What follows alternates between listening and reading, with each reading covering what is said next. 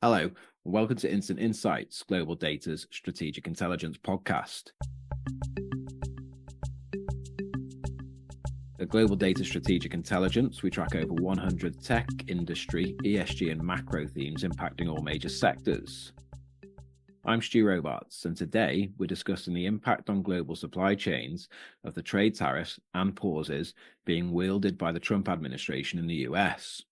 These come at a time when supply chains are still feeling the impacts of the COVID-19 pandemic and its fallout, such as a subsequent surge in global inflation. My guest is Abe Eshkenazi, who's CEO of the Association for Supply Chain Management.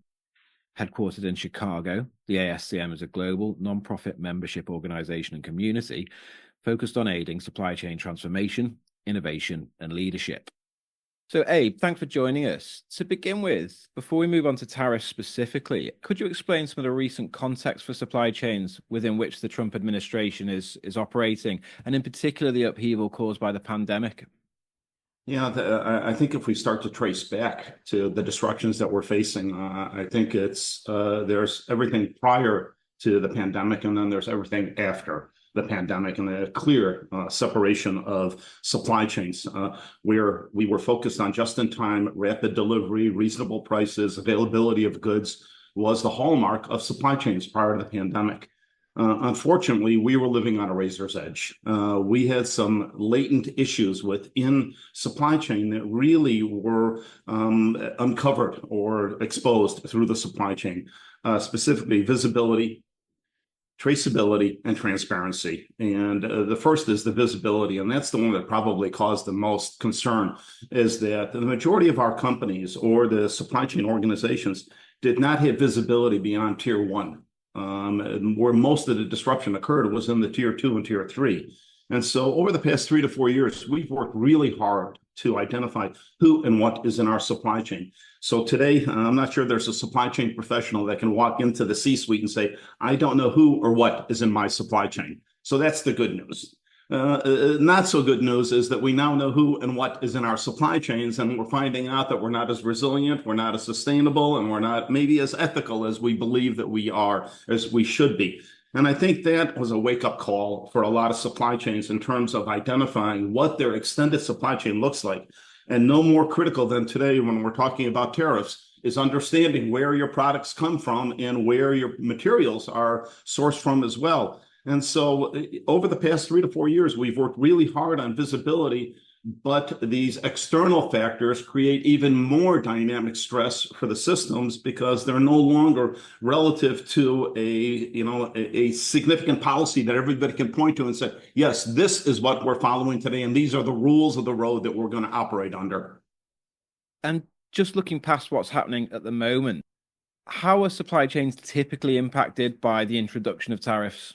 I think you see it in a couple of different ways. Number one, I think a number of companies, maybe the more financed companies, can absorb it. They can say, you know what, depending on the amount of the tariff, I can absorb it. I don't have to pass it on to the consumer. But again, it depends on the industry and it depends on the sector that we're talking about. When we're talking about particularly highly affected, for example, clothing, consumables that we don't have a lot of alternatives for, it's the opportunities for organizations to pass on the price increase is significant. And the concern that we have is that once you apply the tariff or the increase because of the tariffs, do you take it off if the tariffs are removed? So that's one issue that we have relative to the tariffs. Secondly, when you start to take a look at where other industries are affected, specifically metal, steel, aluminum, they top the list in terms of availability. But we've had tariffs before, Stu. This is not the first time that we've dealt with tariffs. I think what's confusing the marketplace right now is, what are the rules of the road for the long term, not just the short term? And I think this is where we're seeing a lot of, consternation is this a short-term change or is this a long-term change that I need to account for? To your mind, then, and you may not be able to answer this purely because of this unpredictability, what are the likely impacts for global supply chains? Firstly, the sweeping tariffs and the varying potential levels of them. And secondly, this kind of flip-flopping between tariffs and then pauses or rollbacks. It's interesting because if, again, if the intent is to reshore or to bring back manufacturing to the United States, a long-term proposition, not a short-term initiative. Automotive facilities, if everything goes right, it takes more than 2.5 years to bring up an automotive facility. Our chip factory that we're building, TSMC is building in Arizona right now. We're anticipating that it would take 5 years for the first chips to roll out, and then an additional 3 to 4 years before the most sophisticated chips can be developed there. So we're talking about long-term investments that organizations need to align their investment strategy to bring back the resources and to bring back those facilities, as well as the ecosystem necessary to support those manufacturing facilities. I think there's a perception that if we just build a factory, we'll have the ecosystem necessary, the resources, the individuals. A good example is TSMC. Currently, they're bringing in workers from Taiwan because we don't have trained staff that can do the jobs in the factory today. And so as you're evaluating, as companies are evaluating a long-term investment in facilities, in individual training and the ecosystem necessary, you have to deal with these short-term, directives in terms of the impact that it's going to have to your company. And so how do you balance the short-term challenges of these tariffs with the long-term initiative of reshoring or nearshoring? And I think that's what's challenging a lot of organizations today. Do I make the investment in the long-term, reshoring or nearshoring or bringing it back to the United States? That's a significant, decision. Secondly, will my consumer pay more for the products that I'm making in the United States? We've been benefiting from labor arbitrage for 15, maybe 30 years right now. Bringing in the manufacturing back to the United States, obviously we have a higher labor cost where we may save some on logistics. I don't think the arbitrage is going to be beneficial for most organizations today.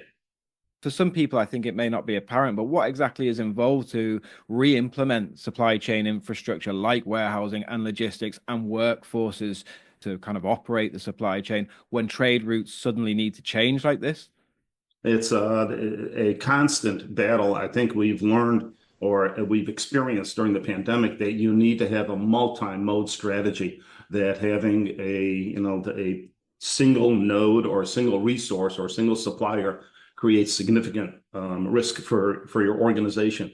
So first we see diversification of suppliers, then we see diversification of the logistics and the way that the product will be shipped.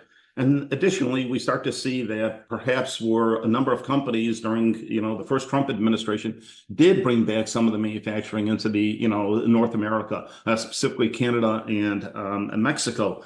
And yet, those were long-term investment strategies. And now we turn around and we say, now there's a tariff on everything that comes from Mexico and Canada. Well, what do you say to those companies that did, in fact, align with your strategy of bringing back or nearshoring some of those products and services? So that's a particular concern. Secondly, when you're asking an organization to invest in the long term, you have to balance the requirement of the financial sector. They don't have tolerance for 3 to 5 year investments in terms of the return. They want it quarter by quarter. And so we have this dynamic where the financial sector is demanding, short-term returns, while the supply chain is saying, what, we can handle this if we take a look at it on a long-term basis. And so the dynamics of the markets right now with the financial expectations and what supply chain can reasonably do in a short-term span is really coming at a collision course right now. From the perspective of ASMC and beyond the tariff specifically, for established supply chains, are there any regions or industries that you think are likely to see particular disruption? Again, it depends on the tariffs. And I think this is what's creating a lot of stress for organizations is, do I make the change today or do I wait to see what the end result is? I think the financial markets and supply chains work on certainty. The more uncertainty that you inject into the system, the greater the challenge to predict what you need to produce, where you need to produce it, and what you need to price it at. And so the challenge that we have today is that supply chains are trying to respond to the short-term challenges that they have with a long-term investment strategy, and they're coming at loggerheads right now. Supply chain organizations work on the demand signal. So whatever that demand signal is, we're trying to address that through the supply and through all the various nodes. The challenge that we have is that this is going to hit the consumer. There's very little opportunity to, especially with the magnitude of the tariffs right now, to absorb it across the enterprise. And so our indications or the surveys that we've done with organizations indicate the majority of them are going to pass the cost on to the consumer. They don't have alternatives here. It's very little in terms of price hikes. Only 6% of the organizations that we surveyed expected no price hike. That's significant when you take a look at the impact. And again, is this a short-term hit or is this a long-term hit? And I think that's what concerning a lot of supply chain professionals is your planning horizons have been shrunk because of the uncertainty. And so it's extremely difficult to make a long-term investment bet if you're uncertain about the outcomes or your market in the future.